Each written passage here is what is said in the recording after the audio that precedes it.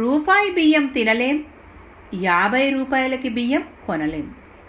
Municipal నీళ్లు తాగలేం, mineral water కొనలేం. Indiramma ఇళ్లల్లో ఉండలేం, కలల ఇల్లు కట్టుకోలేం. ప్రభుత్వ బడికి పంపలేం, కార్పొరేట్ ఫీజులు కట్టలేం.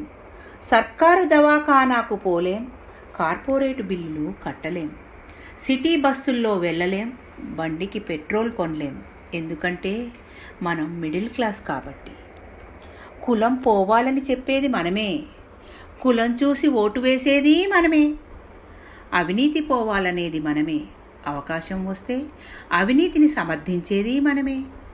ఇంటికో భగత్ పుట్టాలని చెప్పేది మనమే, మన ఇంట్లో మాత్రం బిల్గేట్స్ పుట్టాలని కోరుకునేది మనమే. మార్పు రావాలని చెప్పేది మనమే, అబ్బే పబ్లిక్ మారరండి అంటూ నిరాశ నూరిపోసేది మనమే. అందుకే మనం జస్ట్ ప్రభుత్వానికి పన్నులు కట్టే వెర్రి గొర్రెలం. అదేమి విచిత్రమో కానీ శవాన్ని ముట్టుకుంటే స్నానం చేస్తాం, కానీ కోడి మేక గొర్రెలను చంపి తింటుంటాం. ఎంత మూర్ఖులం కాకపోతే దీపాన్ని వెలిగించి చనిపోయిన వారిని గుర్తు తెచ్చుకుంటాం, కానీ అవే దీపాలను ఆర్పి పుట్టినరోజులు జరుపుకుంటాం.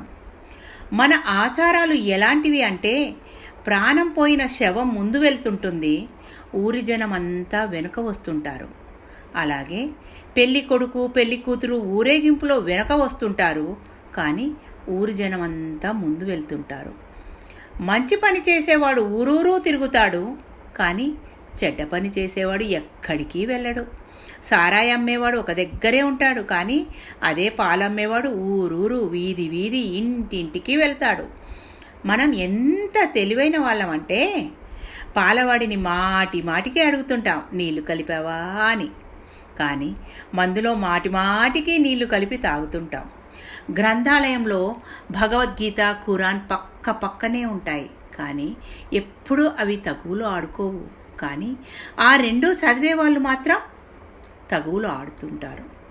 దేవాలయం మసీదు అనేవి ఎలాంటి స్థలాలు అంటే, పేదవాడు బయట అడుక్కుంటాడు, ధనవంతుడు లోపల అడుక్కుంటాడు. విచిత్రం ఏమిటంటే, గోడకు తగిలించిన మేకు జీవితాంతం ఫోటోను మోస్తుంది, కానీ మనం మాత్రం ఆ ఫోటోను పొగుడుతుంటాం, అసలు మేకును పట్టించుకోం. ఎవరైనా నువ్వు పశువులా ఉన్నావు అంటే చాలు కోపగించుకుంటాం, కానీ నువ్వు సింహంరా అంటే చాలు లోపల ఎగిరి గంతులు వేసి ఆనందిస్తాం. నిజమైన వాస్తవాలు ఇవి. Thank you. మీ పద్మజ.